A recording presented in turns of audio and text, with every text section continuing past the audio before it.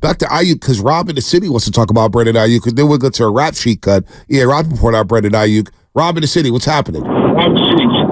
Hey, Bonte, Joey, how's it going? What's Good. up, buddy? Right on. Hey, there's so many question marks on the Niners. I mean, Sammy Womack runs a 4.38. Did we give up on him? Can Jalen Gray and Robert Beal, D. Winters, can they step in for Greenlaw? And I'm telling you right now, fellas, the last 2 Super Bowls that we lost, our quarterback needed another second and a half. And we rebuild the right side of that line. Hey, not that McKivitz isn't bad, but he isn't good enough.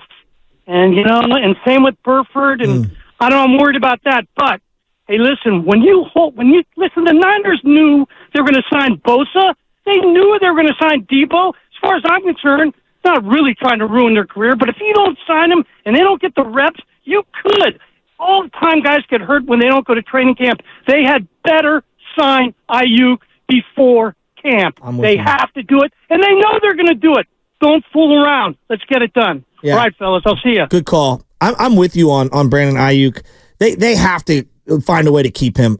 Yes, conceivably, you could move off him, trade, get a pick back, draft a guy, roll the dice. Like, I hear all that, but this is a very, very productive player who fits perfectly in what you want to do, has been extremely efficient, and I just, B, I'm looking at right now. If I asked you, where do you think he ranks in terms of importance on the Niner team? Where would you rank Brandon him? Aiyuk? Yeah. Let me just look at the offense. Okay. McCaffrey's your most important player. Quarterback obviously has to be important. Okay. Offensive line is very important. I put that very hard. But in terms of skill positions, he's second behind Christian McCaffrey. He's your best route runner. He's your best pure wide receiver. Felt like that for a very long time. Do they value him that way? You better. Because if, say hypothetically, Aiyuk moves on, who do you throw the ball to? I mean, they've had a hard enough time finding Debo and Aiyuk. I mean, it really is like... And we saw that Super Bowl, Debo cannot gain separation on these Kansas City Chiefs TVs. Just a different player. Just a different player. Yeah. Aiyuk is the guy. Aiyuk is the guy, so he has to be resigned. When you receive... think about this offense. It's a run-first offense. Shanahan's helping on getting to the 30 carries, which means that, hey, we're controlling the football game. Aiyuk still had over 1,300 yards receiving. And look at the target share. It's like 30th in targets when it came to premium wide receivers this year.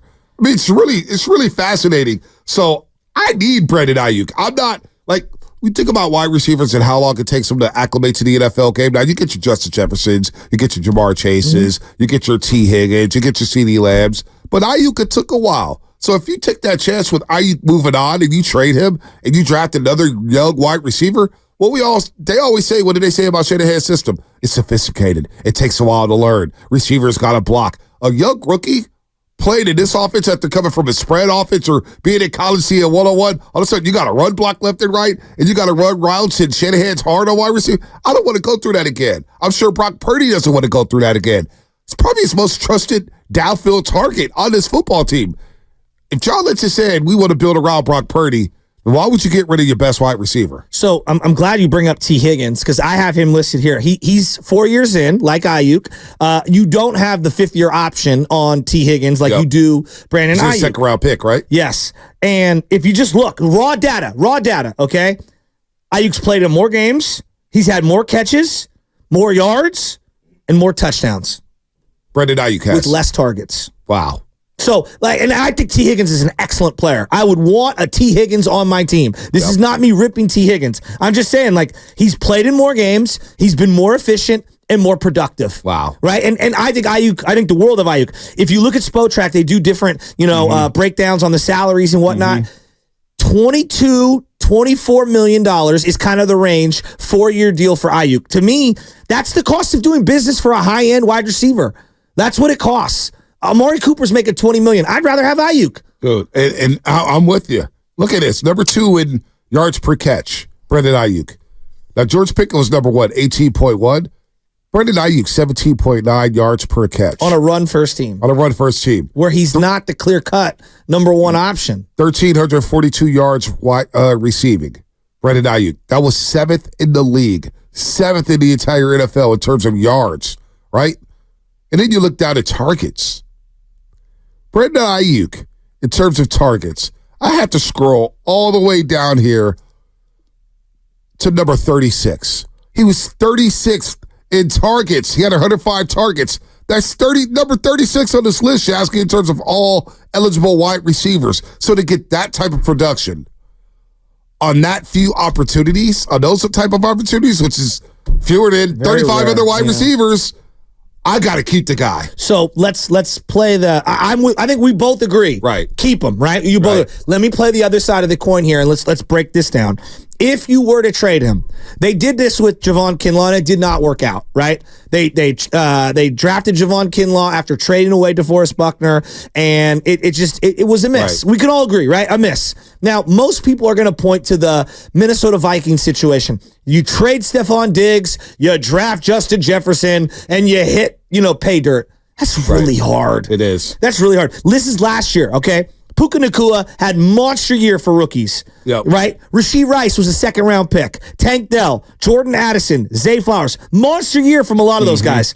There's about 15 other wide receivers that were taken in the first 3 rounds that didn't do squat. Yep. All right, I'll go to the year before that. All right, in 2022, Garrett Wilson, Olave, and Drake London, all top 12 picks. All right, had pretty good years. George Pickens, not bad. There's a ton of other guys that gave you Jamison Williams-like production who barely played and did nothing. There's a lot more guys like Sky Moore that you draft who are marginal players, and that's with a great quarterback. So I think it's a lot easier in terms of trade Aiyuk and draft his replacement. In your head, it's easier than actually going through and nailing the pick, the guy being physical, healthy, and productive enough to replace where Aiyuk is right now. We all agree. This is a Super Bowl now team. Well, if you trade Brandon Aiyuk, you're taking a step back at one of the wide receiver spots. No doubt. Even if you draft a guy who has a great year like Garrett Wilson did his rookie year, you're taking a step back. No, I'm with you 100%. I'm on the team. Keep Brandon Aiyuk. I'm on team. Keep Aiyuk here. Here's what Ian Rappaport, the NFL Network, said about Aiyuk's extension. It also means trade frenzy, also means contract extension frenzy, which is not quite as catchy, but still something important to the guys who are likely going to get deals, including Brandon Aiyuk, the star receiver for the San Francisco 49ers.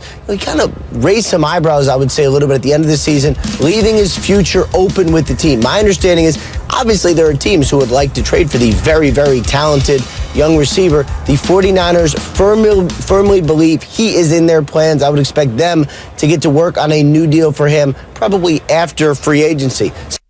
I'm cool with that.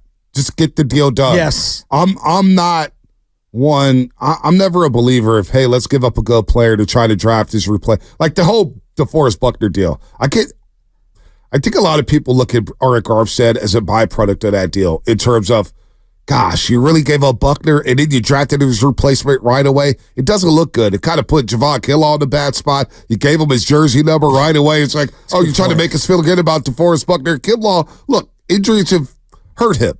You can't do anything about injuries, man. That's a killer. There's no doubt about that. Now, we saw some of his potential this past season. I don't think Kinlaw had the worst season as a D tackle, but when you move on from Buckner, who was a fan favorite and a favorite in the community, and he was more productive than Armstead, then you flip him, draft his replacement, and then give the money to Armstead. That's why people look at Armstead a little like, oh, man, you're not getting the same.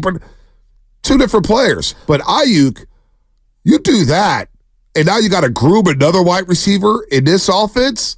You do take a short-term step back. Well, and here's the other element that I haven't heard anybody bring up. Like, if Brock's going to be healthy this offseason, I want Aiyuk locked up long-term so that they can work together all offseason. If they did this together with zero offseason, what could they do 1 year together in the offseason working on their timing?